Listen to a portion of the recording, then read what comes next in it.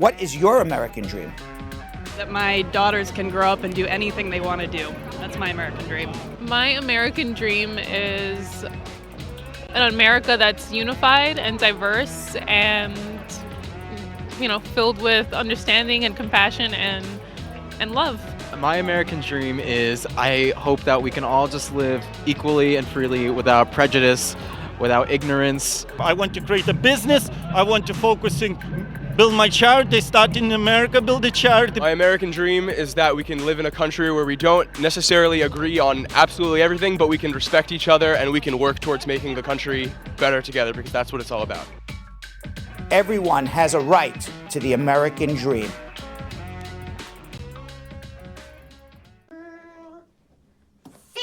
Sam, what are you doing here? Oh, listen, Brad, I've been thinking about this, and I really think the name of the law firm needs to be Sam and Bernstein. It's not Sam and Bernstein. You're a groundhog. You're not a lawyer. Just do your job and tell them what happened on the show yesterday. Okay, well, hi, everybody. In case you missed the show last night, we had Brad trying to say John Wuchuku about 8 times. He could not pronounce that last name. We had Moshe Barak, the caged animal, come on to discuss the fact that undocumented people can actually sue for personal injury. I did not know that. Most excitingly, our viewer Stacey Ann told Brad that he has inspired her to go to law school. That's so exciting. All right, what's on the show today? Stay tuned. Brad, I still think Sam and Bernstein has a great ring to it. Spar and Bernstein. All right, welcome everybody to the Brad Show Live. We started a little late, but we're live. So we finally made it. Welcome everybody. And for those who don't know, we already have people on hold. And for those who don't know, this is what we do here. We answer immigration questions from people who are on hold, who call the telephone number 1-800-529-5465, and we will answer your immigration question. So give us a call right now, 1-800-529-5465. That's 1-800-LAW-LINK, 1-800-529-5465. Slow down. 1-800-529-5465 is the number to call to get your immigration questions asked. Desiree from Florida, Kevin from Jersey, and John from Florida have been holding for over 15 minutes, so I'm going to get to them very shortly. Our lines are open, so if you do call, telephone number is 1-800-529-5465. That's 1-800-LAW-LINK, 1-800-529-5465. Now, what do I got to tell you? Rex Tillerson. For those of you in the news, for our news segment here, Shooting the Breeze, Rex Tillerson is out as Secretary of State. And in is a guy by the name of Mike Pompeo. And he's the Secretary of State designate. And he's a Tea Party guy. There's Tillerson. He's out. Pompeo is in. He's a very right-wing nut. If you're in the Tea Party, pretty nutty. So hopefully we don't get into a war. Trump was switching Tillerson because apparently he wants to get a new group in prior to his big powwow with Kim Jong-un, where it's going to be the Orange Man versus the Rocket Man. Rex Tillerson, interestingly, was dumped by a Twitter. He didn't even know it. He had to find out through social media. And he got dumped one day after he came out and said that the Russians had assassinated and poisoned one of a Russian agent who was living in London, who was also working for M6, the James Bond CIA thing from England. And apparently he criticized President Vladimir Putin, calling the Kremlin, this is Rex Tillerson, who has now been axed by Donald Trump, calling the Kremlin an irresponsible force of instability in the world following the nerve attack in Britain, which was, by all accounts, perpetrated by Russia. Now, as soon as Tillerson says something bad about Putin, who Trump claims he's never met before in his entire life, he says, I don't know if I've ever even met this guy, Putin. But interestingly, as soon as Tillerson says something bad about Putin, boom, lost his job. Out of here. And shortly after Trump's tweet, Undersecretary of Public Diplomacy, the number 2 guy at the State Department, Steve Goldstein, issued a statement saying that Tillerson was unaware for the reason of his firing. And then Goldstein got fired as well. So I can tell you why. Trump says he didn't get along with Tillerson, but I don't think it's a coincidence that as soon as Tillerson starts saying something, negative about Russian President Vladimir Putin, Trump fires him. In the meantime, across the pond in Great Britain, British Foreign Secretary Boris Johnson says Russia has until midnight tonight to explain how a lethal nerve agent was developed in Russia, came to be used in British soil, and killing or certainly injuring not only the former Russian spy Sergei Skripal and his daughter also Yulia. Johnson, the undersecretary in Great Britain, said the use of this nerve agent would represent the first use of nerve agents on the continent of Europe since World War II. This is what Tillerson, our Secretary of State, was criticizing Vladimir Putin about. And as soon as that criticism came in, Donald Trump gets rid of him. ICE spokesman quit over his use of misleading facts. Last week, we saw that in Oakland, California, the mayor of Oakland had notified the residents that ICE was going to do a sweep. Donald Trump didn't like it and said that because the mayor had said that ICE is going to do a sweep, be careful, thousands of people who otherwise would have been arrested got away. Now, the ICE spokesman, the Immigration Customs Enforcement spokesman, his name is James Schwab, he said he was told to go out there and support Donald Trump's statement that because of what the Oakland mayor did, thousands of people got away that should be deported, thousands of bad people. He said the facts are misleading. The facts do not support what Donald Trump is saying. And when he was told that to go say it anyway, he said basically, I'm proud to live in this country, and I quit because I don't want to perpetrate misleading facts. Trump has said what the Oakland mayor did was a disgrace, and that thousands of people got away. The Oakland mayor said to characterize these events, said, I'm proud to live in a country where someone can criticize a politician. And Schwab says, I've never been in this situation in 16, almost 17 years in government. This is the ICE spokesperson, where someone asked me to deflect when we absolutely knew something was awry, when the data was not correct. So that's what's happening in the world, ladies and gentlemen. We're going to get to our immigration questions right now. The telephone number to call is 1-800-529-5465, 1-800-529-5465. Now is the time to call 1-800-529-5465. Desiree in Lakeland, Florida. What's up? Hi, how are you doing? How are you? How you doing? I'm doing fine. Well, I've seen better days. You have? Why? I went through the process. Let's find out. Because I'm at the... I had did all the documents. I started from USCIS, and then it got sent to the National Visa people. The National Visa people, the National Visa Center. Center, I'm sorry. Mm-hmm. And then it got sent to the embassy. Once it got to the embassy... Who are you sponsoring? My husband, Okay, sir. Where is he? In Jamaica. Okay, so it got to the embassy. He went for an interview? We went to an interview, at the time... You went together with him down in Jamaica? Yes, sir. Okay, so what happened?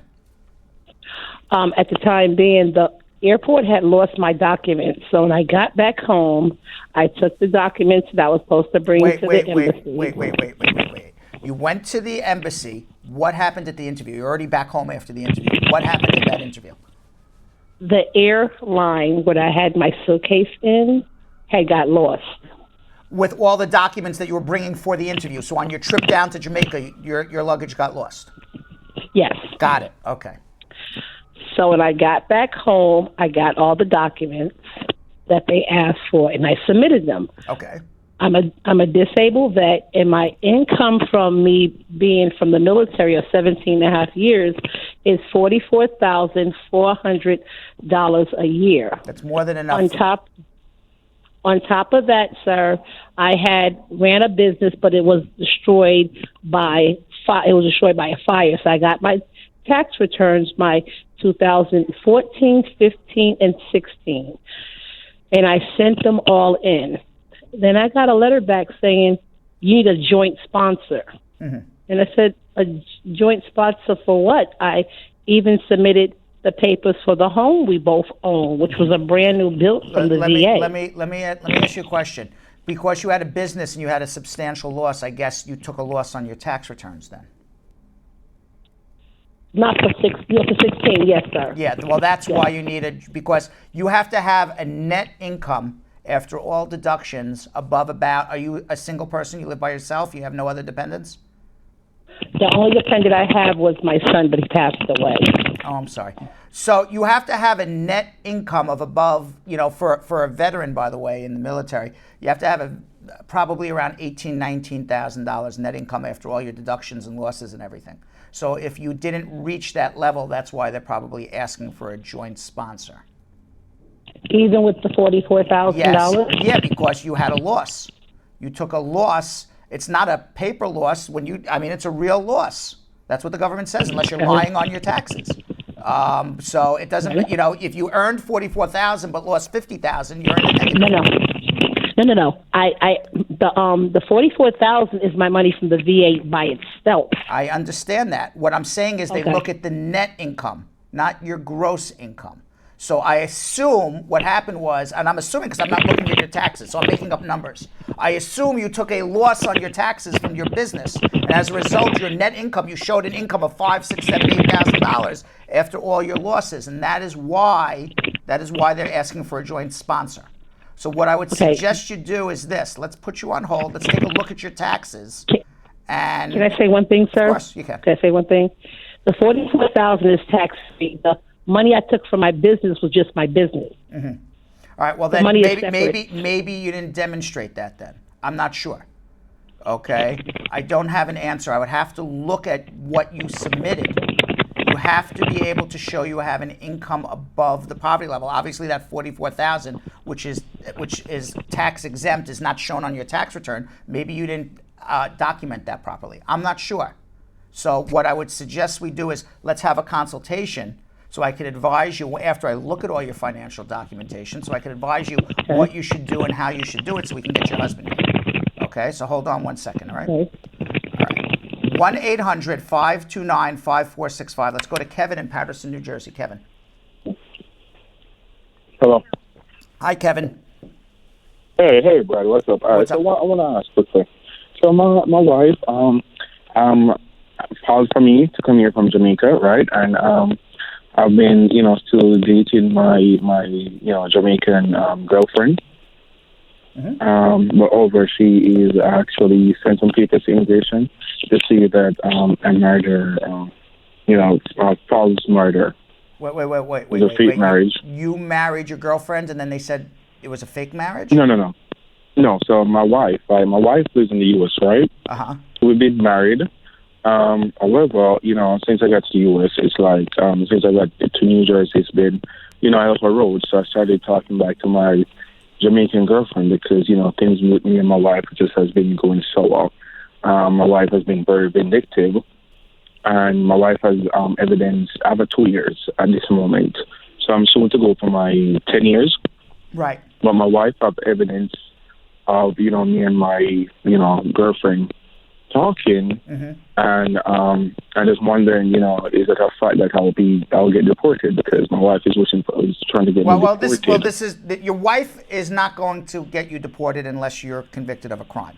Okay, your wife has absolutely no control over deporting you because your wife is not the U.S. government. The only person who could deport you is the U.S. government. Now, if you and your spouse, you came here on a 2-year green card, if you and your spouse are at Yes, that point, right. if you and your spouse are at that point where you're concerned that your wife is actually looking to sabotage you, okay, not say, okay, I'm not going to help you, but I'm now going to actively sabotage your immigration case, I would say that the marriage has irrevocably broken down. I would think that's a pretty fair statement to say. So now, with that being said, what you should be doing is getting a divorce from your spouse because she's going to be no help to you whatsoever, and you file an application to remove the conditions based on the fact that you're divorced and you were in a real marriage with your spouse for 2 years. Now, you're going to submit all the documentation to prove that you and your spouse were living together in a real bona fide marriage. Now, your spouse, who may want retribution, may submit information to the Immigration Service that you were talking to another woman while you were married to her. Now, that makes you look like a bad dude, and that certainly makes you even look like maybe an adulterer or something like that.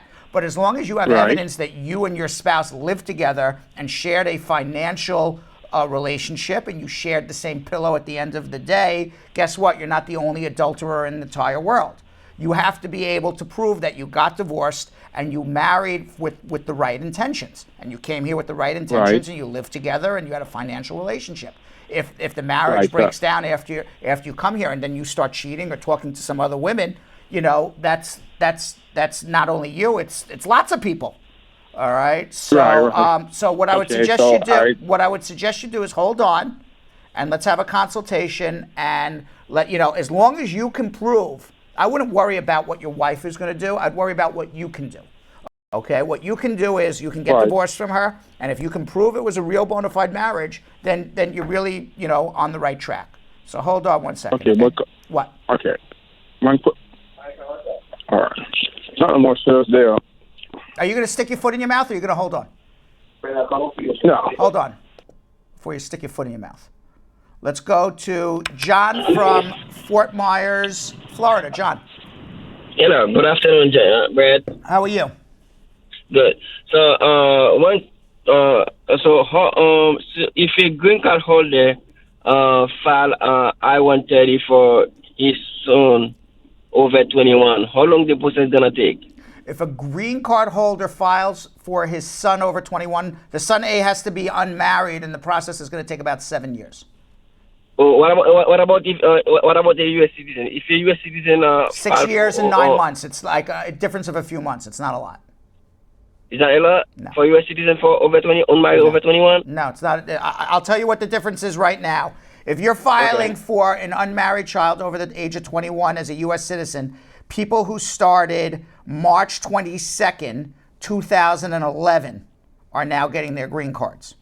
If you are a permanent resident and filed for your unmarried child over the age of 21, people who started March 1st, 2011 are getting their green cards. Quite frankly, the difference is 21 days at this moment. So U.S. citizen that file for unmarried They're both in son, March 2011. It's the same thing. What you should do is file the I-130. Have you filed an I-130? Not yet. So you said the process is gonna take 9 months for U.S. citizen. That's correct? Yes. Listen to me, John. Okay? Okay.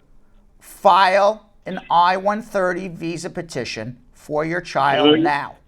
Don't wait to become a citizen.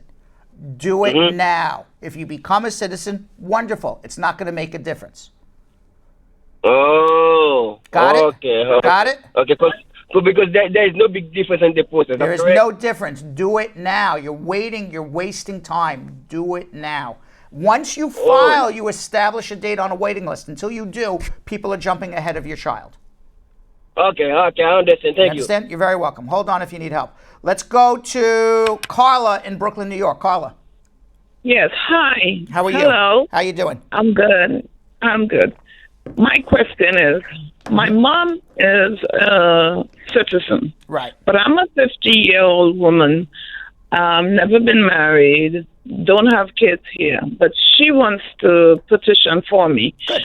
As far as I understand, that I'm a Trinidadian, and through the grapevines, people yakety yak tells you that, yeah, tells you if she files, I will have to go back to Trinidad and wait 10 years, and I will be barred, and I wouldn't be able to come back. Now, to wait 10 years, it doesn't make sense letting her file. All right, let me stop you right there. Let me stop you right there and just ask you two questions, and then I'm going to, and all of that yakety yak is wrong. All right, so I'll give you the right yakety yak, but let me just ask you two questions.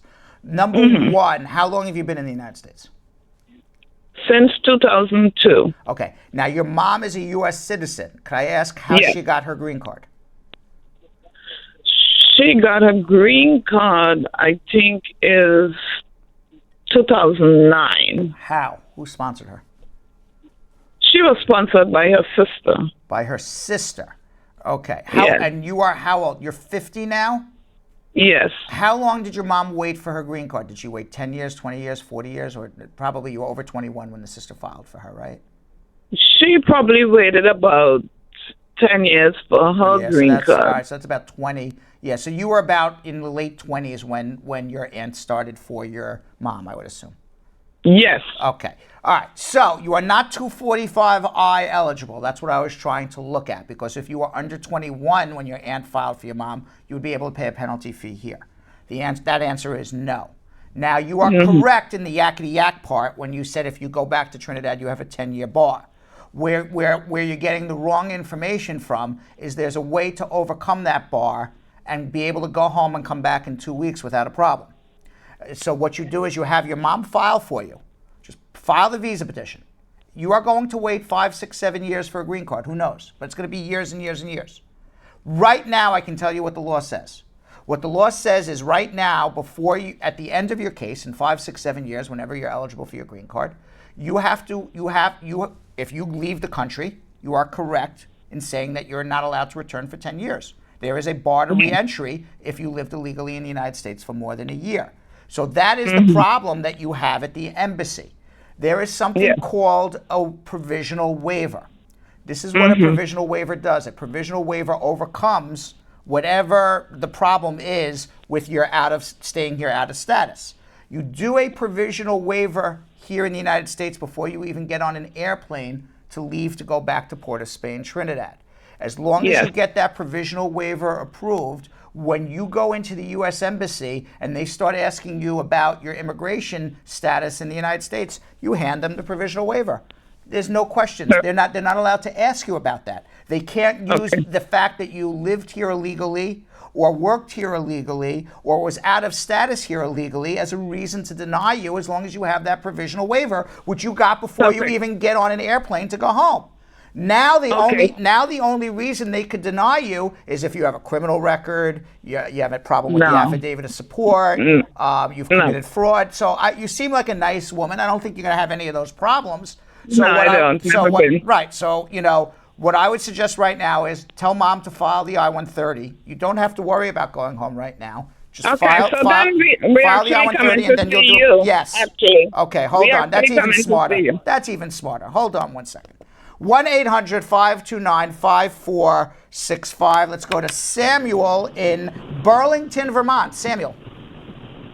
Hey, how are you guys doing? How are you? Switching. A lot of snow. Yes. I'm called from Vermont. Actually, right now, me and my wife have a problem. What's the problem? I have a 2-year-old. We have a discussion. She tried, little bit pushing, and then she make a mistake. She called the cops on me. Okay. And so now, you had a domestic incident in Vermont. Your wife calls the police. You got arrested. Yes, but the problem is, she said, no, I'm not arrested, stuff like that. But the cops say if we're involved, we have to do something or stuff like that. You know what I'm saying? Wait. Whoa. What did the cops say? No, she said, I don't want him in trouble. I just want, because we have, women. Did you get arrested? So, yes, I get arrested no matter what. You get arrested, right. When you get called, when the cops come to a home on a domestic violence situation or a domestic dispute, almost likely, I don't know the laws in Vermont, I can tell you in New York, someone's getting arrested. So you got arrested, you have a 2-year green card. Yes. Okay. And what happened with the criminal case now? Especially it just 5 days ago, and then now. So now I want you to stop. And then they send me. Stop. Okay. You have a current criminal case going. Everything that you say moving forward about this case may be or may not be an admission that could be used. This is a live show that gets saved in the internet for life. You don't want to say one more word about an ongoing criminal case. What I would suggest you do is you stay on hold, you set up a consultation with me, because if you are convicted of domestic violence, you get deported. Okay? And you could be convicted of domestic violence even without your wife testifying against you. All right? So hold on one second. I don't want you to say anything more. Hold on. Let's go to Kay in Philadelphia, Pennsylvania. Kay. Afternoon. How are Good you? evening, Brad. How are you? I'm good, sir. I'm fabulous. How you doing? I'm okay. All right. I have a question because I want to use you, but I got a question because I recently got married on Valentine's Day to my husband. I'm a Jamaican. He's an American. Isn't that nice, Valentine's Day? Oh. Yeah. But he has some problems with the IRS, and he's currently paying them, so he doesn't file taxes because he's on a payment plan with them. You know what I'm saying? No, I don't know what you're saying, because if you're on a payment plan with the IRS, it doesn't mean you should not be filing your tax returns. You still have to file tax returns. So he's going to owe more and more taxes. He's just putting himself in a bigger and bigger hole. It's just not smart financial moves on your husband. Now, one of the things we do, you're in Philadelphia, okay, but we have a fantastic tax attorney by the name of Carmela. What she does is, if you owe taxes or you're on a payment plan or you haven't filed taxes and because you're scared you're going to even owe more taxes, which is basically, I've just described your husband. What she does is she contacts the IRS and negotiates down your taxes if you can't afford to pay them. That's why I have her here, because people have this problem all the time. They have this problem. He's currently paying it. He's currently screwing it up. No. What you told me is he's currently paying taxes. We don't know what his payment plan is, and he hasn't filed taxes recently because he's scared he's going to pay more taxes. So he's totally screwing it up. Just because you took care of your tax return in 2014 doesn't mean, and you're on a payment plan, doesn't alleviate you from filing a tax return in 15 and 16 and 17. So, and I'm not saying that's what happened. I'm just, explaining it. So that's why we have a tax attorney here. Her name is Carmela. She works with our immigration attorney, so we straighten out your taxes so your husband can, I got to move over. This is driving me crazy. So your husband can file for you. We got to straighten out the taxes first before we file. So hold on one second, okay? You not only need tax help, you need immigration help, but that's why we have all these attorneys here to help you here at Spar. So his tax problem is going to hinder me? Yes. Yes, because he hasn't filed tax returns and he owes taxes. He has to be able to show that he can support you above the poverty level. He hasn't even paid his tax returns. Hold on one second. Hold on. Okay. You need help. But that's why we're here. We fix it. Carmela, I'll give you a perfect example. Carmela just recently told me, that was recently, a few months ago, but she told me there was a guy who owed $250,000. He was on payment plans. He was going to be paying for the rest of his life. His grandparents, his grandchildren would have been paying his taxes because these taxes would never have been paid off. And she was able to reduce his taxes from owing $250,000 on a payment plan to $1,000. Wow. All right, so hold on one second, okay? No problem. All right. 1-800-529-5465. That's 1-800-529-5465. Let's go to Samuel in Burlington, Vermont. Samuel. Yes. What's going on?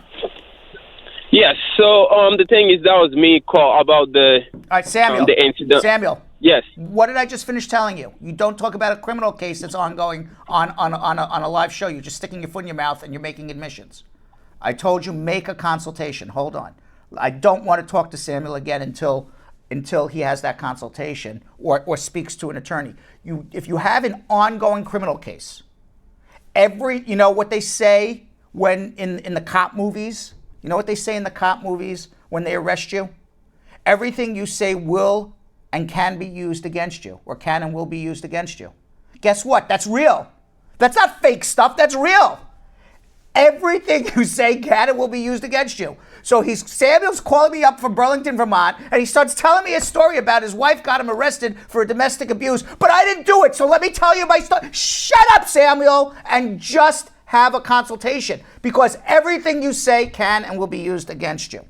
1-800-529-5465, 1-800-529-5465. Our lines are open. And what I also want to remind everybody right now is please share this with your friends and family. If you haven't shared this with your friends and family, why haven't you? Why haven't you told them that, hey, you can get free advice right now on Bradshaw Live?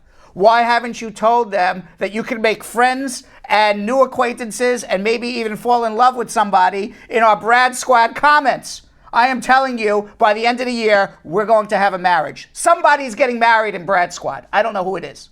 It's going to happen. I guarantee you. There are too many people out there who are making too many friends. Something's going to happen somewhere. Something's going to give. So even if you don't have any immigration issues, everybody makes friends in the Brad Squad comment section. I'm telling you, it happens. So tell your friends and family to please join us right now and call with your immigration questions, and of course, join the whole conversation with Belgium Kim and the whole entire Brad Squad on our Facebook pages at Bradshaw Live, plus law offices of Spar and Bernstein. Our telephone lines are open right now, 1-800-529-5465. It is 6:15. This is around the time when we will find Belgium Kim, who will be joining us, and what she will be doing is she will be asking people's questions that they left on our Facebook page that I will be answering. Sometimes I'll answer them very fast, sometimes I'll give a long answer, but you're going to get all of your questions answered right now by me, and what you're going to do is you're going to ask Belgium Kim to ask me that question. Telephone number to call to get on our show right now is 1-800-529-5465. Our lines are open. We're going to get back to our lines in a few minutes, but let's find Belgium Kim in our social media room. Hello! Hello! How are you? I'm doing well. I'm doing well. The Brat Squad is keeping me very, very occupied in these comments. We've currently got Jeff Bosey on timeout. So Tamika Nelson is always the timeout chief in the comments. So we've got Tamika, who is handling Jeff well. Obviously, he is still, he bought his ring for Anna Banana because he's going to propose to Anna at any time now. So we've always got some craziness going on in the comments. All right. So what do we have in terms of questions? I heard about the craziness. Wait, you got to shift a little bit. You're a little too much on me. There you go. Perfect. Boom. Perfect. Let me just. Is your cinematographer? Yes. Yes, because I was when I was doing, the live shot with me behind the city of New York, I was like almost off the screen. So I was like driving me crazy. So I was actually looking at the wrong camera. Now I'm looking at the right camera. So it was actually driving me crazy. So now, now my sense of proportion. My sense of proportion is good. All right, so let's answer some people's immigration questions right now. This is called Social Media Check-In with Belgium Kim. The reason we call her Belgium Kim? Why not? She was born in Belgium, grew up in North Carolina, lives in Harlem. A complete quandary of a person, but that just doesn't make any sense. How many people in this world were born in Belgium, grew up in North Carolina, and now live in Harlem, New York? Only one that I'm aware of. And you're looking at her right now, Belgium Kim. All right, what's going on? What's your questions? So America wants to know. America, the entire country, the entire continent. Is it North? The entire continent of America wants to know this question. Wants to know. It doesn't even specify North America, so both North and South America are dying for this question. Okay. Around the edge of their seats. All right. Can anyone request and get a FOIA from ICE? My husband is currently in prison.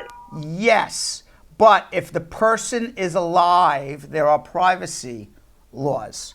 So only the person who is requesting it can request their own records. So in other words, I can't, let's assume, okay, perfect example, Belgium Kim, you You must have an immigration file somewhere, okay? Because you were not born in the United States of America. So if I say, you know what, I want to go check up on Belgium Kim, I can't do a FOIA for you unless you give me authorization. Now, the only time you can't do a FOIA is if there's a warrant out for your arrest, because then they're not going to give you records if there's a warrant out for your arrest many times. Also, God forbid, we don't wish this on you. We want you to live. Live, please, live. But God forbid Belgium Kim was to pass away, then a close relative with a death certificate can do it as well. Those are basically the FOIA laws. Evelyn is wondering, can a U.S. citizen file for her niece? No. Stacy says, I live in the U.S. and my husband is adjusting me and my son's status by using a lawyer. It's from November of last year, and I haven't heard anything yet. I'm getting worried. How long does it take? I'd be getting worried, too. You should have gotten a fingerprint. You should have probably most likely gotten your work permit or very shortly. You should have gotten a receipt notice. If he literally has filed for you since November and you have received nothing, you have a problem. Now, if you received your receipt notices and you went for your fingerprints, then you should be getting your work permit very shortly if it's not coming already. But if you've received nothing, then you should be calling me immediately.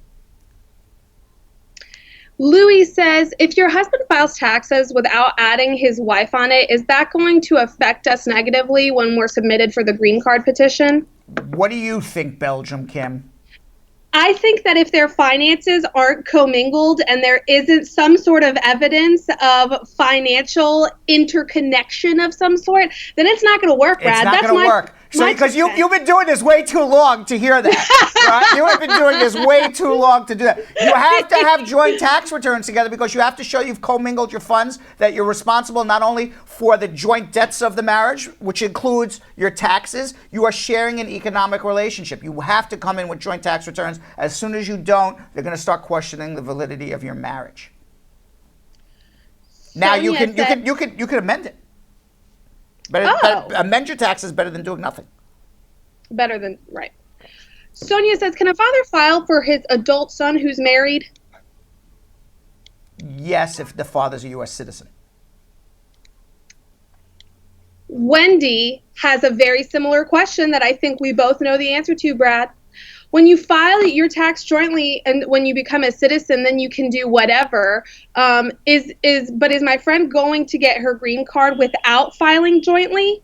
Wait. When you become a citizen, you can do whatever, but is your friend... What kind of question is this? So basically what she's saying is, I know that once you're a citizen, you can file your tax. You can file your taxes independently, however you want. But until then, should you be filing your taxes jointly until you become a citizen? Yes. If you're basing your citizenship on 3 years of having a green card. If you're basing your citizenship on 5 years of having a green card, then the answer would be whatever your accountant says, as long as it's lawful what you're doing. But until now, you should be doing a joint tax return. You have to prove, there's 3 times you have to prove it's a bona fide marriage. When you go for your original green card interview, you're going to have to come with joint tax returns. When you go to remove the conditions of your permanent residence, you got to prove it's still a real marriage, joint tax returns. And if you're then going to do your citizenship based on 3 years of a bona fide marriage, joint tax returns. If you're going to say, screw it, I'll do it when I'm 5 years, then it doesn't matter whether you were in a bona fide marriage or not, then do your taxes any way that is lawful.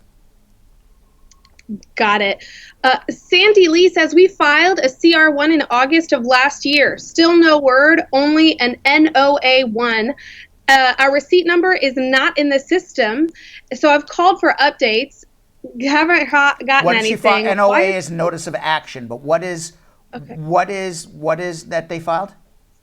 CR1 in August. Okay, then that's an I-130, conditional resident. Okay.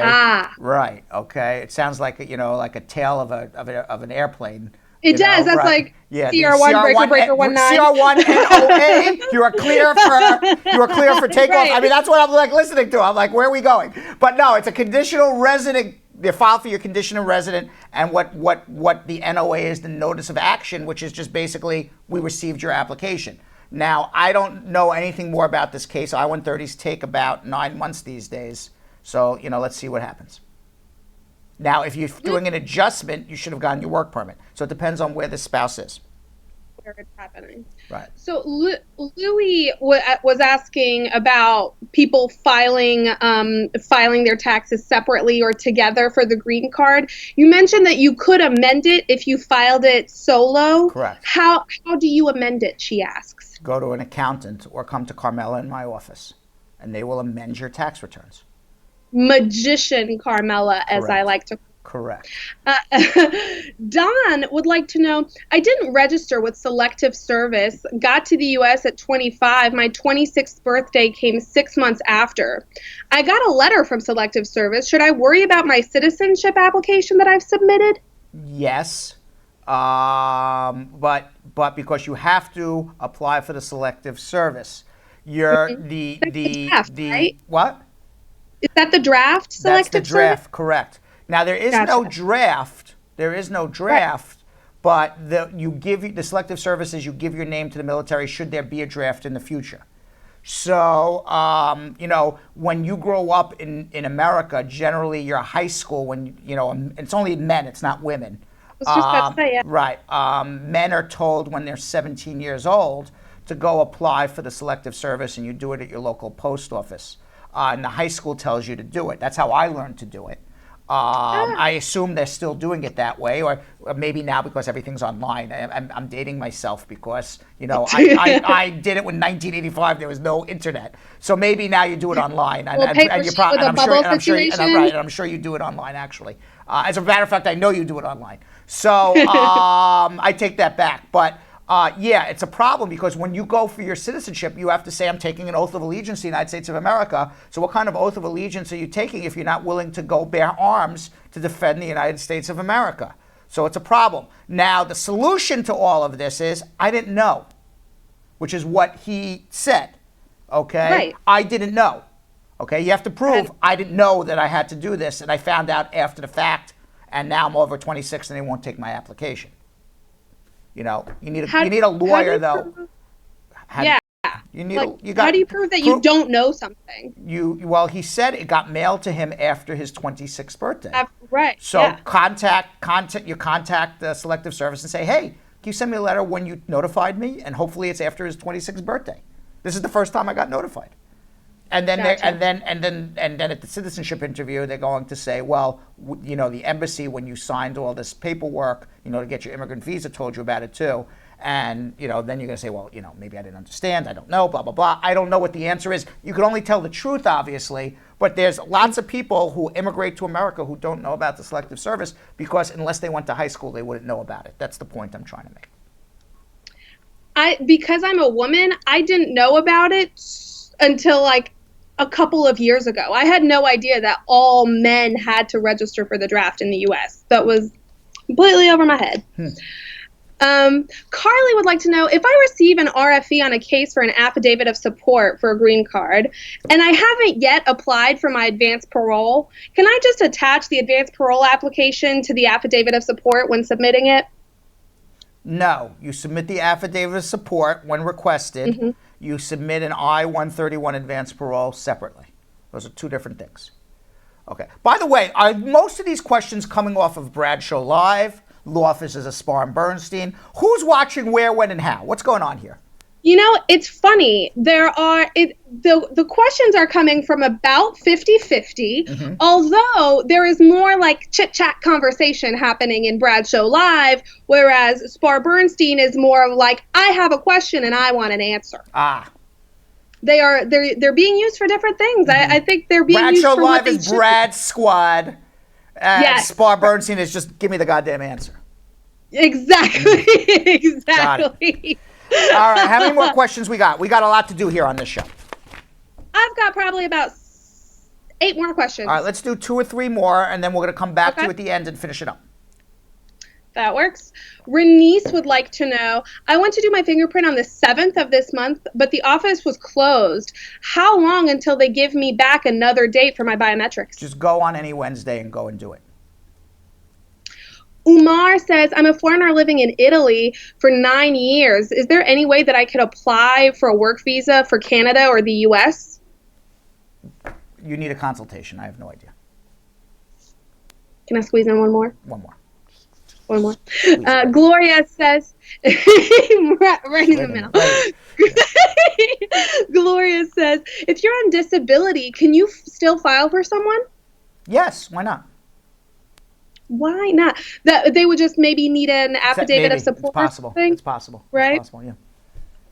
Awesome. Look at Belgium Kim getting all the law rights. Getting all the law rights. All right, Belgium Kim, we're going to come back to it towards the end of our show. So for all of those who have a little shyness, like us, scared, very shy people like us, leave your questions on Facebook, and Belgium Kim will ask them for you.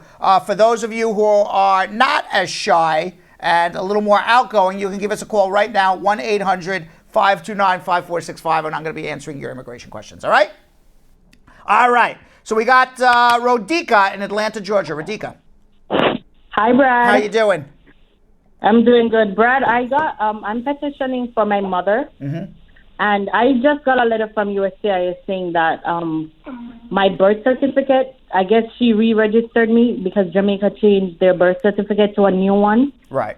And she re-registered me in 2001. So I guess they have that on the birth certificate saying that's when I was registered. And they're saying Wait. How old are you? 27. All right. So obviously you were not born in 2001. No. Okay, so your mom made a late registration of your birth. No. She registered me before, and then she had like a white slip, and then Wait. Close the door of your car. I can't hear you with all the beeping. Go again. I'm sorry. Yeah, okay. Go again. So she registered me. Start again. In 2001. What do you mean she registered for you? She registered me, and they gave her a white birth certificate. And then Jamaica changed. Right. To you have a long form. New a birth long certificate. form one. Right. Your mom filed a Right. late registration for you, obviously. You weren't born in 2001. So what's the problem? They're saying that I need to do a DNA test. Who's or they? to get some proof. I'm sorry? Who's they? USCIS. Okay. So is this woman your mom? Yes. So then do the DNA test. It's simple.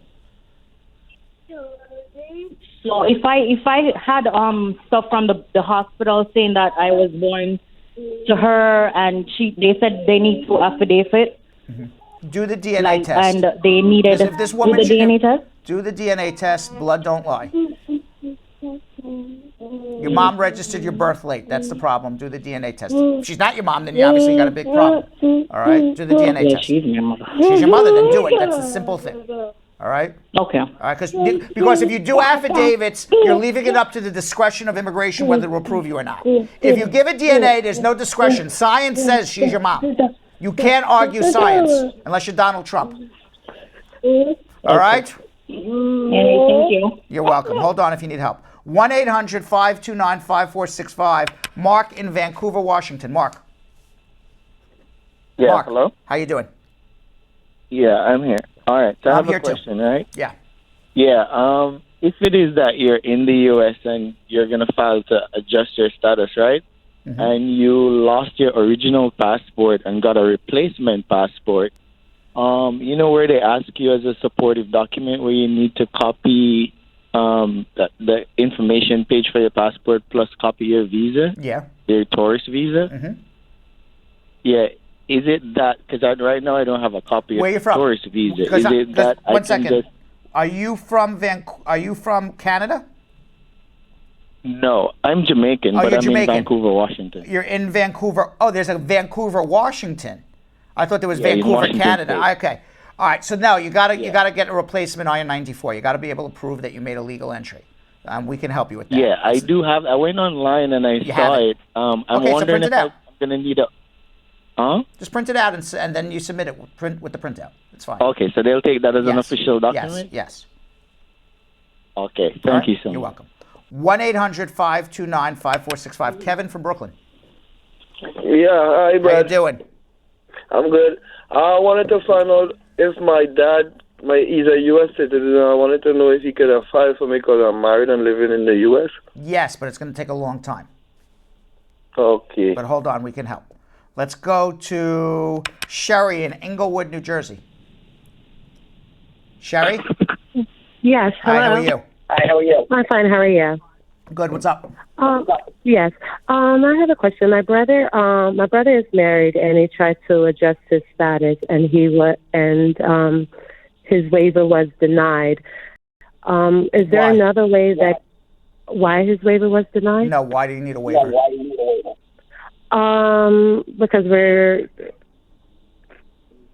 fraudulent. His waiver was denied. Why did he need a waiver? Why did he need a waiver? Well, he's coming. We're Jamaican, and he got married, and he came on a visa, and he did the paperwork, and they denied his waiver. But one second, Sherry. Yes. You're not answering my question. The first question I'm asking is, when you file a waiver, the reason you're filing a waiver is because you're not eligible for a green card. They're saying you did something wrong, whether you lied to the government or you committed a crime or something of that nature. But they say, we'll forgive you if you file a waiver.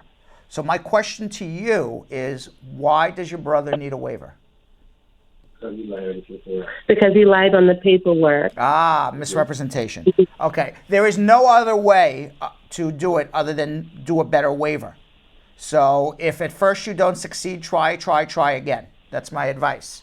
What I would suggest you do is hold on, let him come see us. Let's take a look at what the waiver he submitted. Let's see if we can do a better job. It's the only thing you can do is keep trying. But once you're denied for misrepresentation, you're barred for life unless you get a waiver. So you got to keep trying. So if him and his wife are separated, is there another way that he can do the waiver? No, you can only do it through hardship to your wife, and she doesn't care about him right now because they're separated. So now he has a huge problem. Huge problem. Hold on. I don't have the answer, but he has a huge problem. Let's go to Mel in North Bergen, New Jersey. Mel. Hello. How you doing? Hi, good, thanks. And you? What's up? Yes, my husband submitted the I-130 for my daughter and I in November. Mm-hmm. We haven't not heard anything except for the receipt notice that they got in November 6th. Who filed for who? Who filed for who? My husband for my daughter and I. Where is your daughter? Here. Okay. In North Bergen. Okay, and all you have is a receipt and nothing else. You never got a letter to take your fingerprints or anything? No. Okay. How much did you pay in filing fees? $535 for immigration, but we got an attorney here in North Bergen, here in close to us. Mm-hmm. How did you come to America? We did not come with a visa. Okay, so you came without inspection. So you need to file an I-130, and eventually you're going to have to do a provisional waiver. Is that correct? Yes. Okay, so yeah, the I-130s take about 8 or 9 months right now. Okay, and I have a question. We did our tax, but the person that did our tax said that he could not do joint accounts because of I don't have a Social Security. You can get a tax ID number, so you should be able to do it. I do have a tax ID, and he said he couldn't with that. All right, so hold on. You could always come speak to Carmel about that. Hold on. Let's go to Mike in Atlanta, Georgia. Mike. Hey, how are you? How are you? Quick question.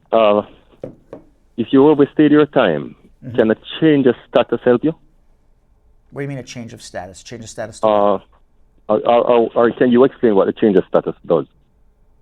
I didn't understand your question. If you overstay your time, you're out of status. So you can't. All right. So you can't change your status if you're out of status.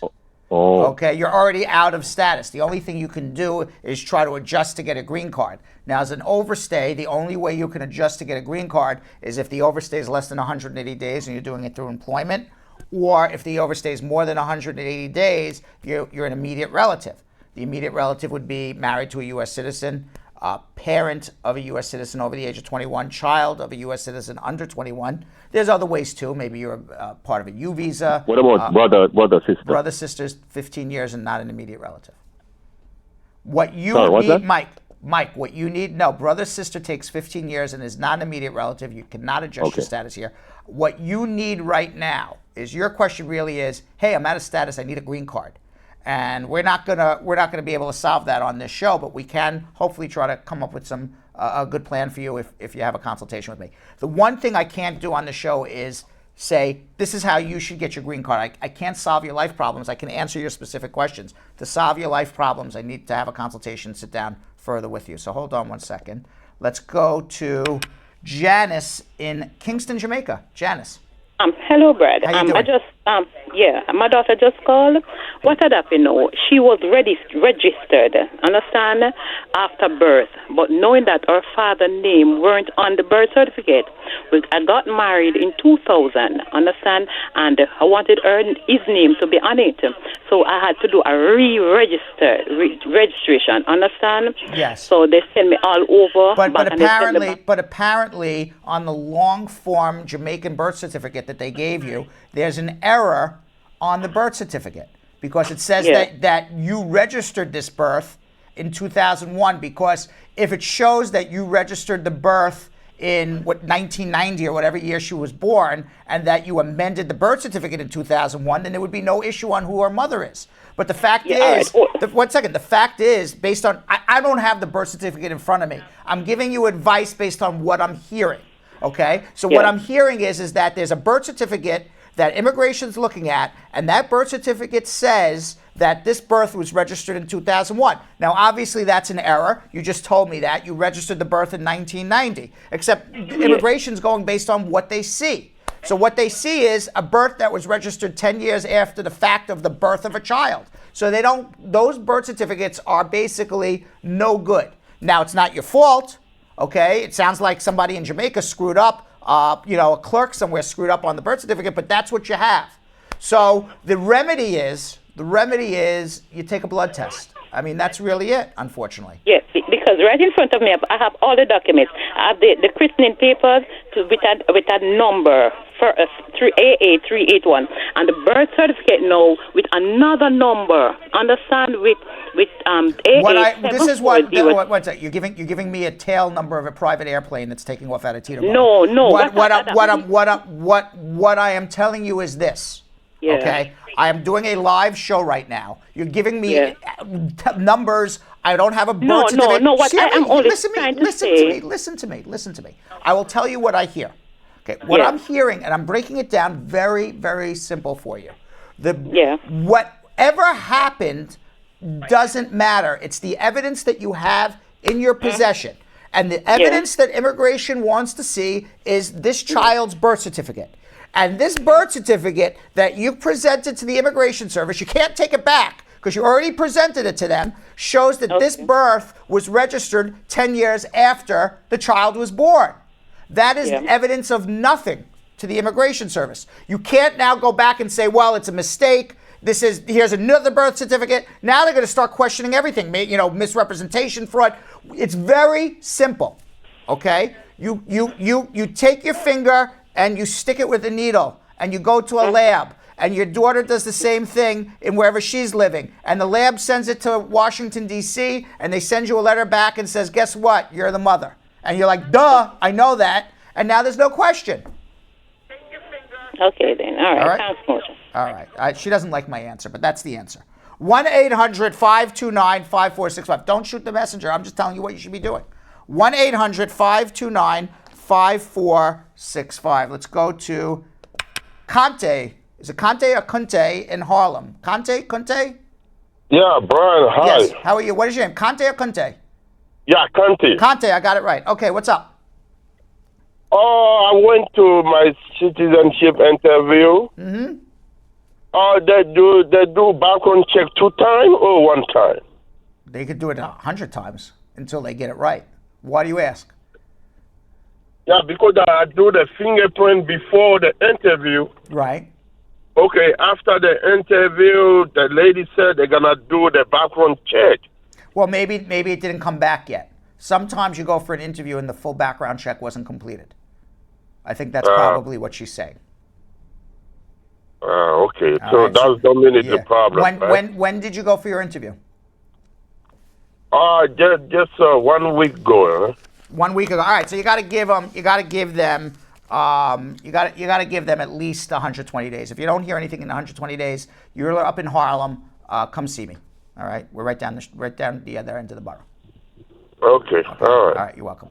1-800-529-5465. Our lines are open. We're going to be taking some more immigration calls in a few minutes. We're also going to be back to Belgium, Kim, who also lives in Harlem but is right now in our office in the social media room. And we're going to be answering your questions that you leave on our Facebook pages at Law Offices of Spar and Bernstein and Bradshaw Live. If you want to be notified, you're watching this show for the first time, welcome. And you want to be notified that we're on, because we're on every day, then all you have to do is like and follow Bradshaw Live. If you like and follow Bradshaw Live, every time we come on live, Facebook is going to tell you, hey, Brad's on live. Bradshaw's live. All right? So you don't have to start questioning, because we get a lot of messages, hey, where do I see you? How do I see you? Best way to figure it out is just like and follow us. And when you like and follow us, you will be notified every time. And of course, share this with your friends and family. If you don't share, we can't help all of your friends and family, and you're just keeping us to yourself.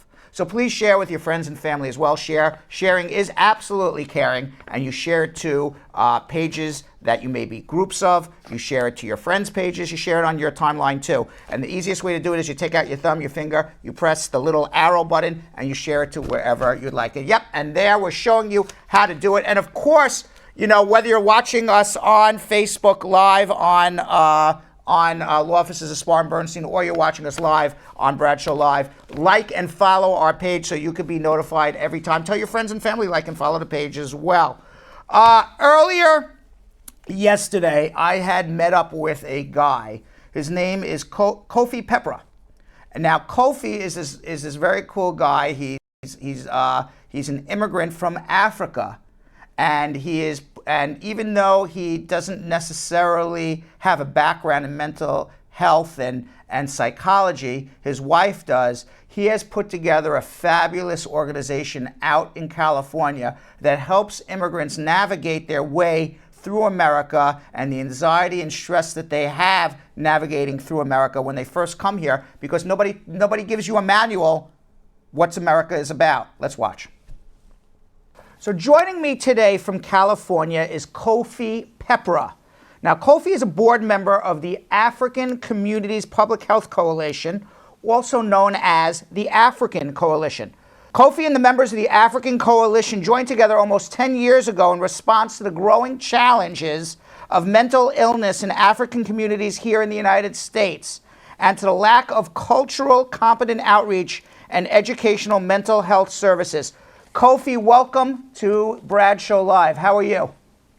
I'm good. Thank you, Brad, for doing such a beautiful review of what we do. Oh, thank you. Now, you are originally from Ghana, I understand. You're now living in California.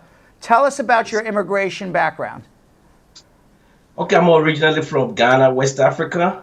I moved to the United States in 2004 when I met my sweetheart, who was studying at Ghana University. I was also working over there, and she said, "Hey, let's go to America." And I said, "All right, cool." Why not, right?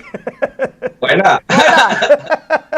So I moved here in 2004, and I've been living here since then. Wonderful. And you got your green card through, I guess you married this woman, correct? Yes, but it wasn't very easy because why?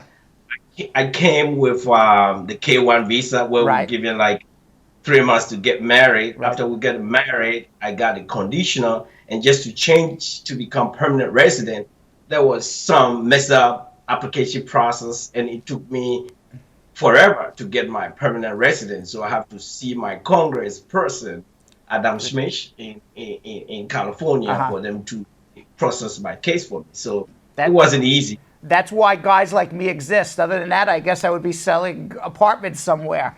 And that's why this immigration show exists. You actually had to do 3 cases. You had to do a fiancé visa just to come to America. Then you had to do a 2-year conditional green card. And then you had to go get your permanent green card. And are you a citizen now?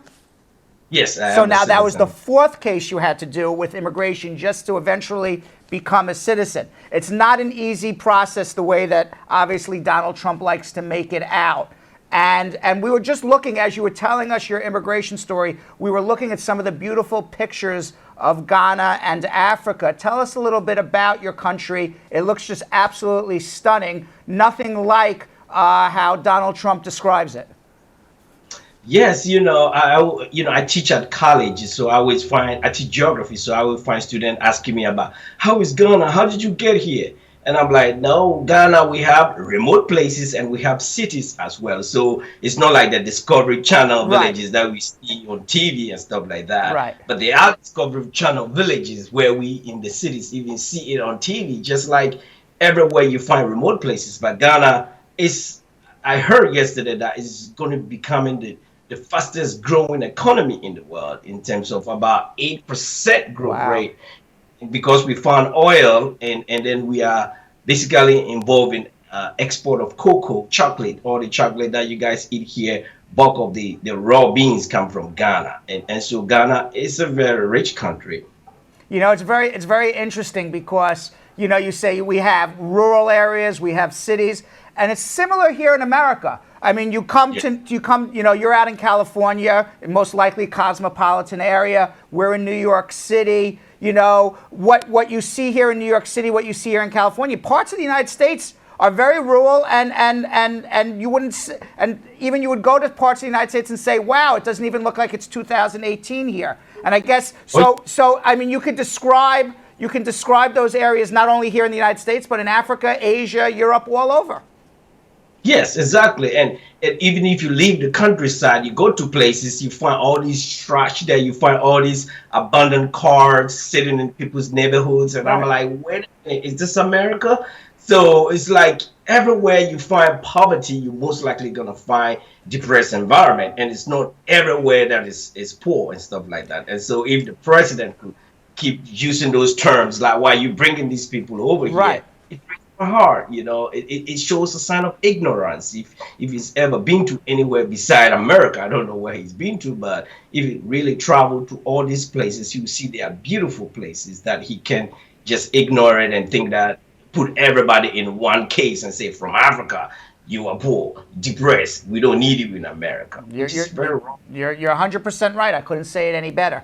Now you are not only a professor of geography, you are also started this coalition that helps Africans to adjust to life here in America, and also helps them if they have some sort of mental illnesses or depression or anxiety over whatever may be troubling them in life. How did you go from geography professional or a geography expert, because that's what you teach in a university, how'd you go from expertise in geography to recognizing that there's this need and starting basically a coalition that helps people with mental illness? So that's a very good question. Geography is about spatial organization of things on the Earth's surface. So we look at where and why things are where they are. And so I was in graduate school in UC San Francisco studying global health. And when I came back to Los Angeles, my wife was, she's a psychologist. She was working with some, she was working with some group from Ethiopia. And she's like, look, these African groups are really helping out. So go check it out. When I went, I saw that, wow, there's a need for helping people who are experiencing mental health challenges in California. So I joined it, and then we incorporated it. So what we were doing is go to the community, talk to them about the services that are available and why they should not just keep the mental health issues to themselves. Because, in Africa, if somebody has mental health issues, there's a lot of superstitions about it. Some might think, oh, you've been cursed, or or if you go see a psychiatrist, they think that they must be crazy. They must be crazy. They use the term crazy. Right. And so nobody wants them to be crazy. Right. But our aim is to tell them that there's the mind can also get sick. Just like your body can get sick, your leg can get sick, your tummy can get sick, and so you seek support. And so what happened is that we got Department of Mental Health in LA to help support us. So we're doing outreach, and so through the outreach, we found out that the main key that is giving a lot of people mental health issues were immigration, because a lot of Africans came. Some of them came as refugees, some of them came as students whose visa expired. Some got married, and then their marriage got, dissolved, and they don't know what to do. And so there was a lot of challenges over there. So we incorporated the immigration services to help people. What is the most important information that you think that people who immigrate from Africa need to know, that the information that you're imparting on them? I think what we want them to know is that there are services available for any mental health challenges people have, and that if you have mental health issues, doesn't mean that you are condemned and stuff like that, or you can function in society, because there's a lot of services there. And African Coalition, we have well-trained Africans from all over. So we have mental health psychologists from every African community who will provide culturally appropriate services to you, talk to you in your own language, let them know, let you know that, hey, you are not alone, and that we understand your case and stuff like that. So when you go out and do this outreach, how do people know to find you? You go to the churches or the mosques or the community centers, and what do? You give a presentation, say, hey, come to our organization, or you do the outreach right there on the spot? How does this all work? If I'm an immigrant from Africa, how do I find out about you? And take me through the process of of how you're getting them for the help that they need. So what we do, like you said, we do outreach programs, and we train community advocates. We have a group from Sierra Leone. We're training people from Sierra Leone, Guinea, Liberia, and they are like our source. They are that link into the community, and so they will refer us to people there. They will tell them, hey, this guy is having this challenge. Sometimes we call in, or sometimes they refer them to our office and stuff like that. And then when we go for outreach programs, like you can see in the picture here, we were holding an African Leadership Conference where the leaders from various communities, we brought them to our office where we talk about what we provide, and they are the link to the community, and they will be the one referring people to us and stuff like that. So usually we target the leaders. Right. Sometimes we go to churches, we go to the mosque, sometimes we go to the little restaurant, then we leave our flyers, then we talk to the restaurant manager or the director or whoever is there, like, hey, this is what we are doing. If any of your people come with issues, just refer them to us. And we have links to all the major service providers in the community where we make referrals. For example, last 2 days, we got somebody from Haiti. Somebody called from we don't even know where. So this could be immigrants from, I guess, presumably anywhere in the world, although you are concentrating on people who come from Africa. You're going into those communities, but it literally could be you could help anybody. It could be anybody. Beginning, go ahead. Go ahead. I didn't mean to cut you off. Yes, beginning we are more like, hey, why don't we help our people? And then while we are helping, we find other people also coming in from Haiti, mostly from Black Africa, from the Caribbeans, everybody coming over to say, hey, we need help. 2 days ago, we got somebody calling that there's a guy from Haiti who's being released from prison, and that they feel like he has some mental health issues. So what we're going to do, they refer that person to us, and we're able to connect the person to other service providers in the community who help him. Now, on your Instagram account for the African Coalition, you have a lot of gripping messages there about mental health. Would you like to talk about a few of them? I'm going to read a few here that we grabbed off your Instagram account. One says, "Not all wounds are visible." Another one says, "Black people are 20% more likely to experience serious mental health problems." Another one says self-love. And another one says, how do you help someone with depression?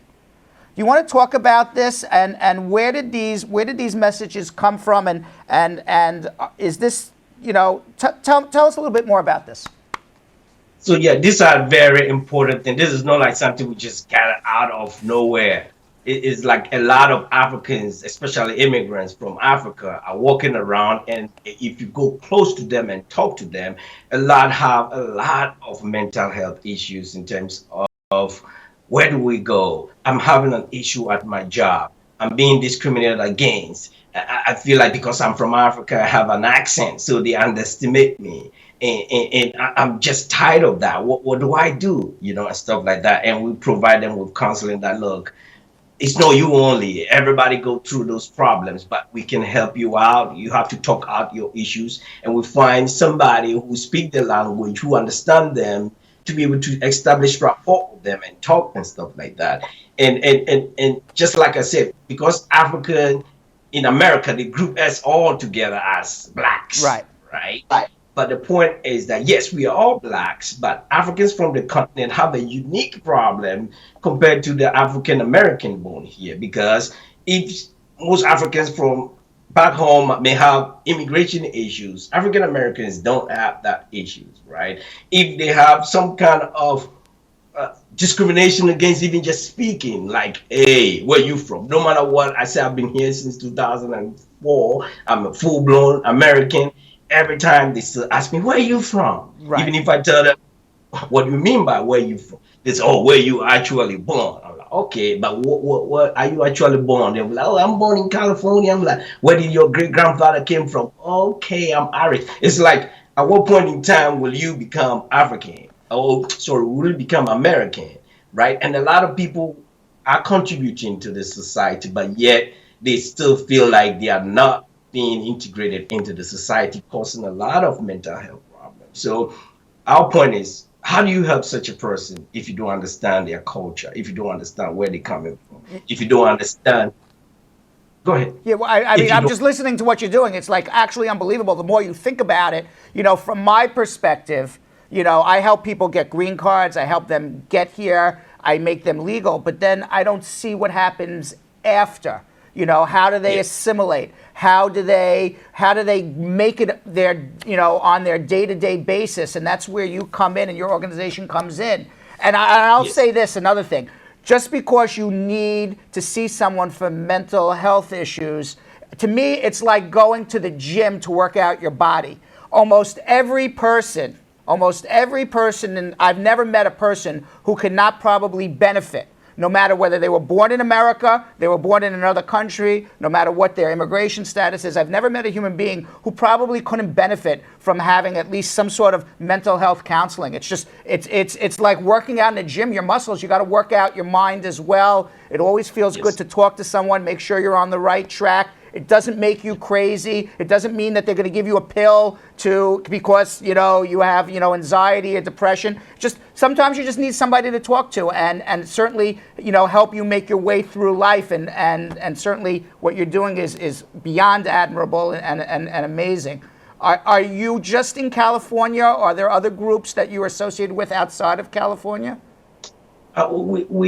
Most of our clients are in California, Los Angeles, and then we have some from San Diego, and we have an attorney, like pro bono attorney in New York, where sometimes he calls in and talk to us and give us information about DACA, especially DACA, about TPS, about all the immigration challenges going on. So we do that, and we inform the African population about the nature of the law now, what is happening, what is the challenge right here, and this is the board membership. As you can find in the picture, these are the board members. So we are more like advocate as well as providing direct services to the African population. Well, it's fantastic what you do. How can people find out more about your organization, especially if they're in the LA, California area? Well, you can come to our office location. We are on Stocker, and we are Stocker between Stocker and Crenshaw. And there are some 3 buildings right there. They are the only brick buildings in Crenshaw. We are the second. We are from the bottom, the second building there. Or you can go online and look for www.africancoalition.org and all the information you're looking for over there. Well, Kofi Pepera, that's amazing. All of these services you do for free. You get funded by the county of Los Angeles, I assume. And what you're doing to help people, you're really making a difference. And a fantastic job. And of course, thank you for your time and coming on our show.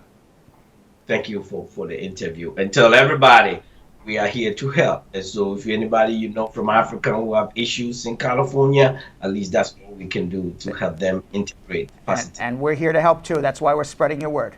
Thanks. Thank you. Okay. Appreciate it. All right, blast off. I'm back again. I just got a countdown. 10, 9, 8, 7, 6. And we're going to be answering your immigration questions right now. So give us a call, 1-800-529-5465. That's 1-800-LAW-LINK. Our lines are open. We have Lisa and Lisa. Lisa. Wasn't that some performer from the 1980s? One hit wonder? Lisa? Maybe she had 2 hits. I don't know.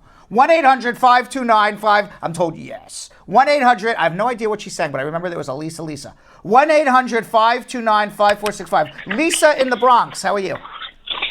I'm good, Brad. I'm good. I just asked my question. My sister came here and she got married to a citizen, and she filed for the adjustment of status for she and her kids.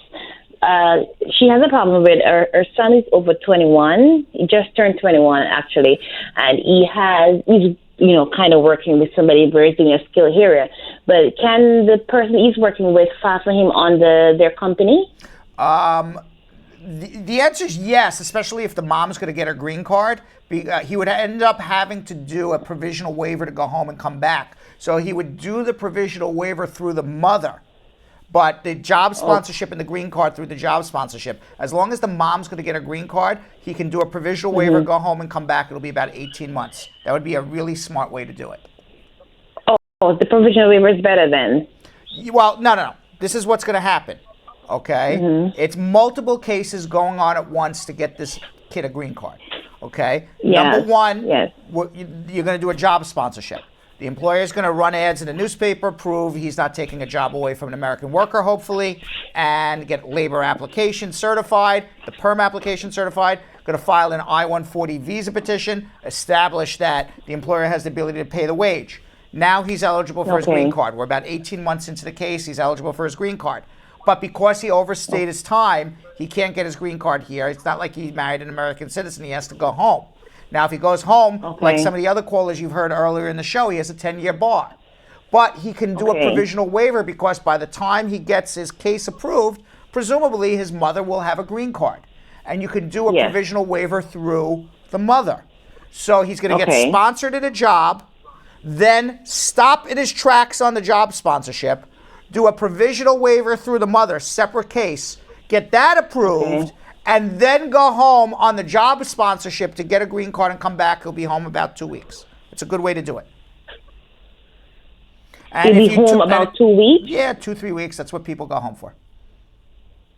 And then come back within 3 weeks, a month? Yes, with a green card, yes. Assuming everything gets approved, of course. Okay, all righty. So hold Thank on you so much. Hold on 1 second. 1-800-529-5465. The other half of the Lisa Act from 1980, we got Lisa in Arizona. Lisa. Hi, Brad. How you doing? I'm good. How are you? Wonderful. All right. So my question is, I filed for an asylum, and my lawyer sent in my documents last week, actually. Your asylum application? What do you mean your documents? Yes. So your application went in last week? The application, yes. Okay. Went in last When week. did you come to the United States of America? When? When? Last year, March. Okay, so he did it within a year. Good. All right. Yeah, Okay. it was a year. It was Okay. within that time frame. Okay, so what is your question? However, so I am actually working, but I'm getting paid cash. I do have a Social Security. Pay your taxes. Is this Yes, so I need to know, am I going to have an issue whenever my permit comes through? No, just pay your taxes. You're fine. How do I pay my taxes now, though, being that I'm getting paid cash? How do I go about that? You would, I guess, consider yourself an independent contractor. If your employer doesn't give you what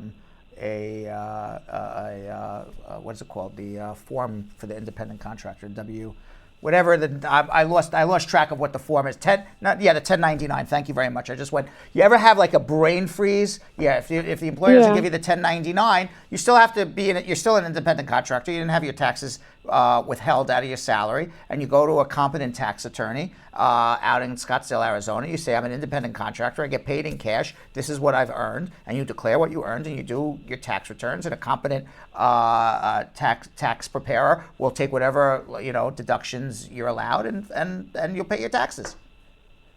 Oh, okay. Because I don't want when that time come around when I'm in any you're problems. following the going further law. on. You have a social security number. You're following the law. It's not your fault your employer didn't give you a 1099. Not your fault they don't withhold taxes. Just because you're working out of status doesn't mean you're not supposed to file your taxes. So you file your taxes. Yeah, that's what I was scared of because I save in my account. So I was wondering, I'm sure they can see that I'm putting money in this account. Of course they can. And what I would suggest also is if you want, you can hold on and you can have a consultation with Carmela. She's our tax attorney here. She can do your taxes in all 50 states, including Arizona. So hold on 1 second. Okay, I'll do that. Okay, yeah. wonderful. 1-800-529-5465. That's 1-800-529-5465. That's the number to call. We are taking your calls right now. Please share this with your friends and family. Before we get to Kimmy Kim, Belgium Kim, to finish up our social media check-in, I want to check in with Anna Ascona. She has our Miami correspondent. She had interviewed a musical artist by the name of J.K. Jurado. He is from Colombia. He has a fantastic music career, and he's joining Anna Ascona to talk about what his immigration story is and what his American dreams are. Let's watch. Hi friends from The Brad Show, I'm Anna Ascona.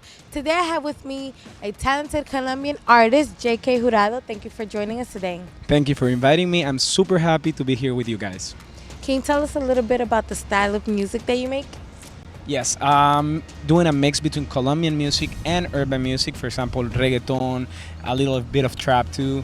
I mix the traditional sound of the accordion, the drums in the vallenato, with the beats and the synthesizers. All the urban instruments that it's an amazing mix. I love it.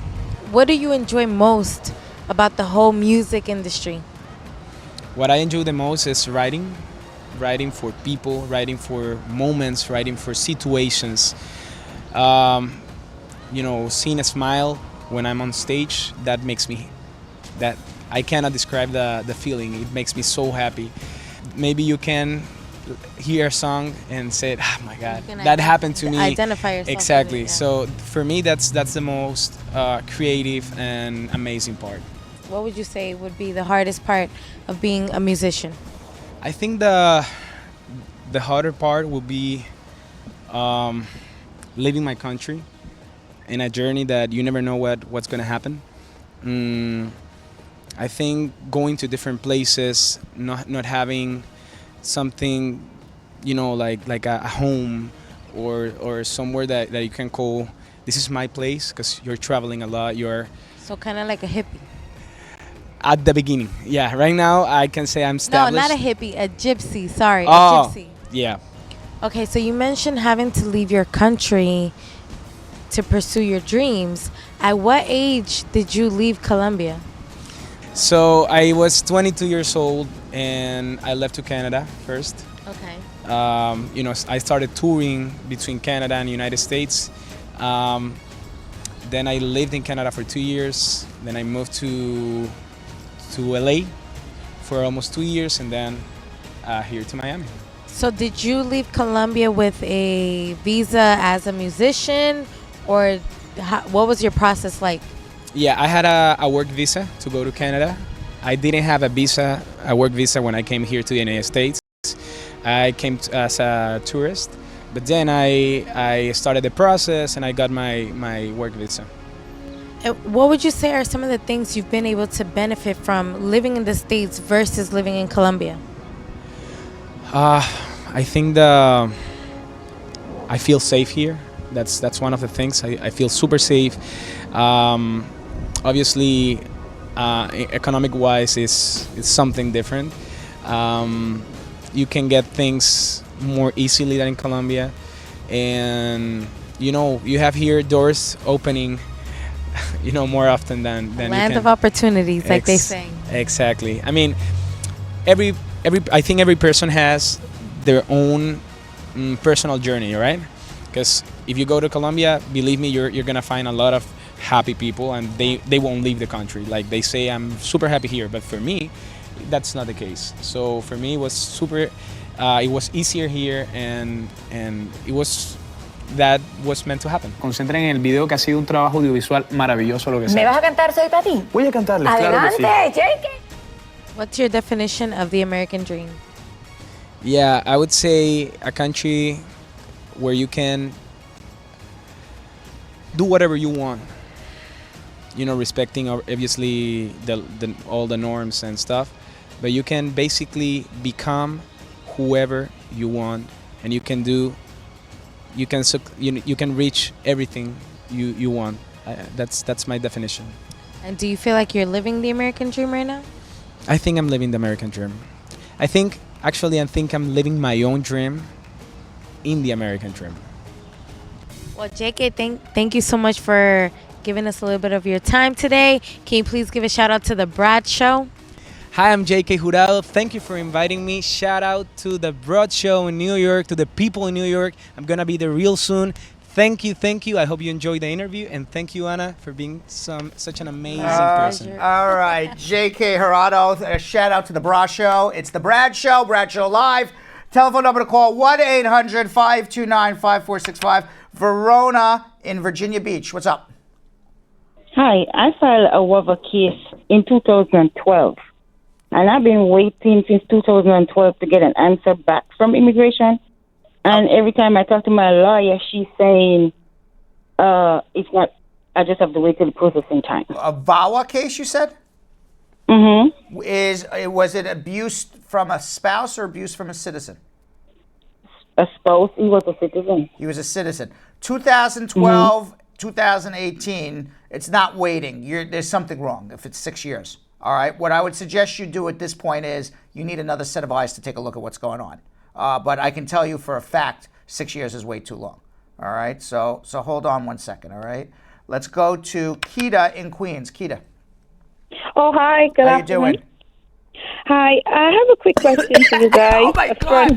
Went right down the wrong pipe. Wow. I'm okay now. That's what I get for drinking too much water. Let's go back. I'm alive. What's going on? Okay, so a friend just hooked me up with this. Yeah. I wasn't aware of this program. Right. My friend Sharon Seepersad, right now she's locked in. Sharon Seepersad, thank you for hooking up Keita in Queens. What's going on? Okay, so what's going on? I have a quick question. It's pertaining to immigration. Right. Well, right now I've been a citizen for almost a month now. But before I was a citizen, I was a permanent resident, and I had put in an application for my kids, and apparently it had been approved. I got a number with an I-97 that the case was approved sometime in July 13, 2016. How old are your kids? Now. Pardon? How old are your kids? Well, now my son is almost 23, and my daughter is 19. She turned 19 last September. So did you notify the National Visa Center that you're a citizen on both of these cases? Okay, now that is what I'm getting to. So I called up USCIS and I asked them. I say, well, what's the next step involved? What is there that I should do? It's the National Visa Center you contact, not USCIS. Yeah, well, I didn't know yet what to do. So they told me, well, they give me the address. Stop. Let me tell you what you do if you haven't done it. I'm just going to tell you. I'm not interested with USCIS. Because when you call USCIS, you're talking to like a nobody there. I mean, not that they're nobody. They're a human being. But in other words, you're not talking to anybody with authority or power. And if they give you the wrong advice, you don't even know who you spoke to. Okay? So let me tell you the exact thing you should be doing. Okay? You should have received something from the National Visa Center. Where are you from? What country? Trinidad and Tobago. Okay, so you should have received something from the National Visa Center with a number that starts POS, Port of Spain, okay, and then a number following it.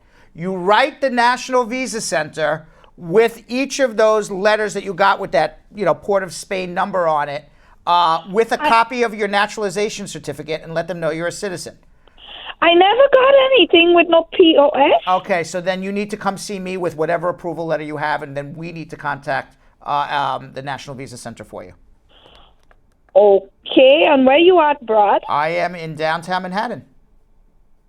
Okay. All right. Whoa, I just disconnected her by mistake.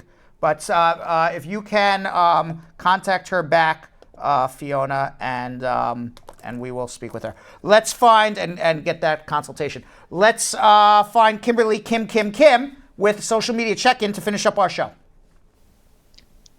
Hello. Hello. How are Did you just call me Kimberly? Kimberly Kim. I just change your name every day.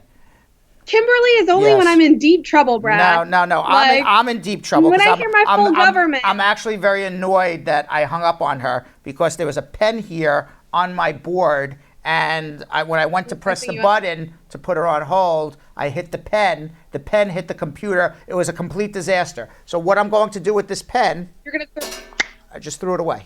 Got it. All right, so that doesn't happen again. All right, 1-800-529-5465. I hope Fiona, somebody follows up with her. I didn't mean to hang up on her.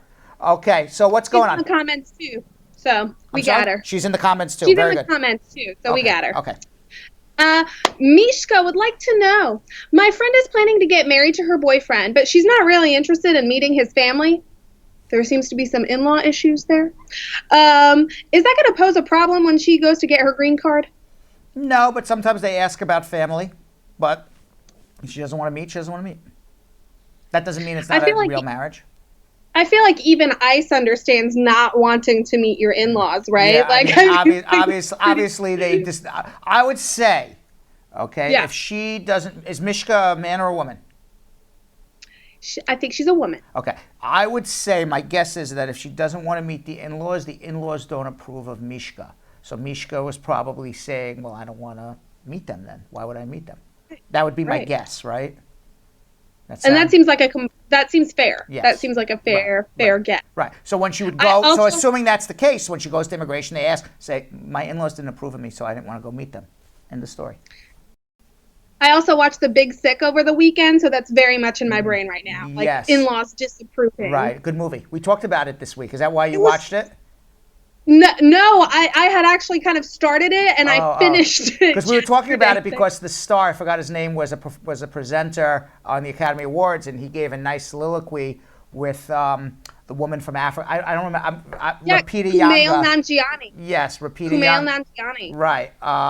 And they did a nice soliloquy on DACA, so we were talking about it. I'm just really bad with names. But then again, they don't know my name either, so we're even. That's right. Right. I don't think they're walking around saying that they know who I am, so I think we're even. Natasha would like to know, my husband petitioned for me as a green card holder. I'm not working though. Can he still file joint taxes jointly? Yes. Udia says, hello, how long is it going to take to get your interview date after the visa center writes to tell you that all your documents are good? I don't know what that means by they write to all your documents are good. If all your what basically is if they forward the application to the U.S. Embassy abroad, you should be getting your interview in 8 to 12 weeks. We've got Beck who says, I'm actually a client with you guys, but right now you guys are currently filing my paperwork and doing a great job. I've got my work permit, but I'm still waiting on my green card, and my work permit expires in July. Should I renew my work permit before I get my green card? Yes, come in now. Not now. What is it? Come in 90 days before. Come in about 100 days before July, whatever it expires. So what would that be? April to May, May to June. Come in April 1st. Sometime April, yeah. Yannick says, can someone who's living in the States file for someone who recently visited the country? Well, how are you filing? As a spouse? As a fiance? What's going on in this What's your relation? Yeah. We don't know. Stay tuned. Stay tuned. Janine says, after amending taxes, can you still file for your citizenship at 3 years? On a bona fide marriage to a U.S. citizen, yeah. Murad says, how can you file taxes jointly without a social security number for your spouse? W-7, you get a W-7 and you get a tax identification number. So when you do your, one second, so let me explain this. So when you do when you do your tax return, you're going to fill out your 1040, you're going to file marry, jointly, and then you're going to attach a W-7 requesting a tax identification number for your spouse. Nicola Jackson is in the house wanting to know for a friend. After the I-130 approval notice, how long... After the I-130 approval notice, how long will her 10-year card take to get here? Her citizen husband is filing for her. Where are we at? I was just kept laughing in my head about doing this. About the friend. I said I look like I was like a devil, like right, but I was what? No, I was doing quotes, but when I was looking, I'm like, oh, I look like the devil guy. What was the question again now? Fine. It's 2 hours into a show, folks. Give me a break, all right? We only got 10 minutes. Give me a break, all right? Give me a break. All right. What was the question again? My head is spinning. Yes. He's exploding a little. Yeah. After the I-130 approval notice, how long will the 10-year green card take to get there? The citizen husband is filing. And it doesn't make any after the I-130 approval notice. Yeah. That doesn't make any sense. You don't receive a 10-year green card. You don't receive a 10-year green card unless the marriage was more than 2 years. But are you adjusting your status? Are you in another country? Tell us more about that friend. Okay. Need more. Clueless says, can a 15-year-old file for an affidavit of support by themselves? And if so, can you explain? No. My brow furrowed at that one too, Brad. Yeah, no. I wasn't, yeah. I don't need to explain. You're 15 years old. You haven't earned an income yet. I was going to say, surely you're not making enough to be supporting someone. Exactly. Exactly. There's something called child labor laws. If a 15-year-old is making enough to file for someone else right now, and by the way, you can't, as a 15-year-old, contract yourself anything legally till you're 18. Right. And you can't file for anyone until you're 21. Is that right? But that doesn't mean you. I mean, as an 18-year-old, presumably you can do an affidavit of support for somebody. But I was just going to leave it at no and not explain. But then I felt the need to explain. Nevertheless. Compelled. Yes. A Conby wants to know, if you're out of status and married to a green card holder, is it dangerous to file or wait to let your spouse get her citizenship before you file? File now. So then what Conby wants to know... File an I-130 now, because you never know when your spouse will become a citizen and get in the system. It's not dangerous. Nothing bad will happen to you. Now, let's think the worst case scenario. Okay, you file, and immigration comes and knocks on your door the next day. As long as you don't have a criminal record, you're not going to be arrested, you're not going to sit in jail, and it can take them years before they deport you. And quite frankly, your spouse will be a citizen well before then. File now.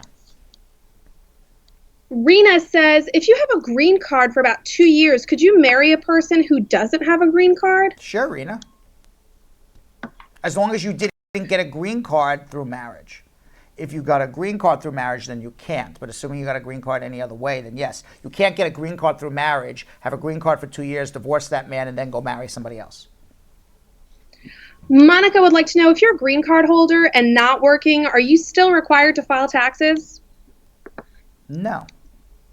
Right, if you didn't make anything. You're only required to file taxes, whether you're a citizen, a resident, or anything. You only file taxes if you make money.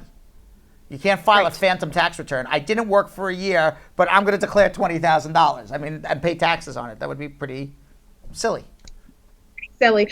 We have a clarification from Clueless. AOS did not stand for affidavit of support, as it usually does. It standed for adjustment of status in this case. So, can a 15-year-old file for adjustment of status by themselves? And if so, explain. No.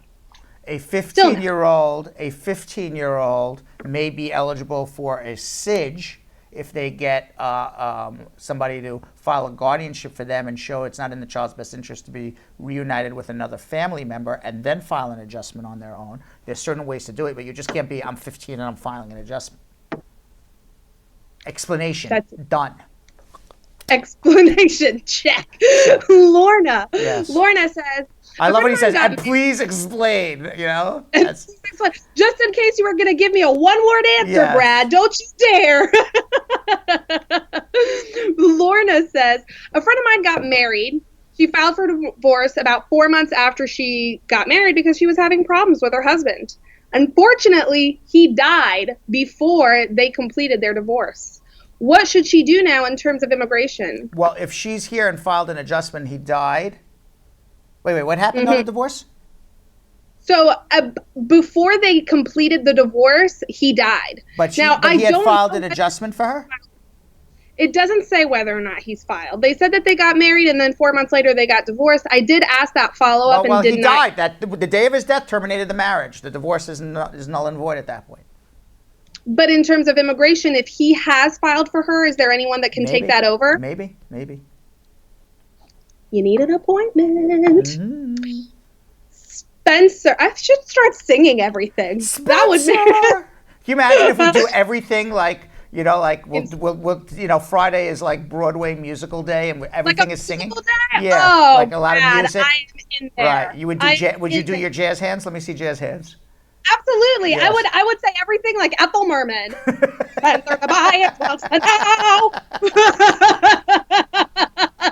You're out of your mind. Okay. Okay, Ethel Merman from Belgium. What is the question? Sing it. The Belgium North Carolinian living Ethel Merman. Does anyone know who Ethel? It's amazing that you would even know who Ethel Merman is. Old time Broadway performer from like the 1940s and 50s. Legend. She Patti LuPone's goal. Right. Well, I don't even know if people know who Patti LuPone is because she's an old timer as well. It's not like not like you're saying I'm going to sing it like Beyonce or something, That's true. I need to get hipper with my references. Yes, exactly. Right. No one knows who the hell you're talking about. All right, let's continue. Spencer wants to know, if I worked without authorization, but for example, get sponsored for an O1 or an EB3 or whatever work visa that ends up leading to a green card, what might be the issue? You need a sponsor first. But let's say hypothetically he gets a sponsor. Is the fact that he's been working without authorization going to mess him up somehow? Because it sounds like he's looking for a job. Yes, because he can't adjust his status, and then he has to go home to pick up his green card because he violated his visa status or he overstayed. And then if he did, he would need a provisional waiver. That's the issue. Shireen would like to know, can a green card holder file for his minor child if the child's in the country and out of status, or is it wait until the green card holder becomes a citizen? File now.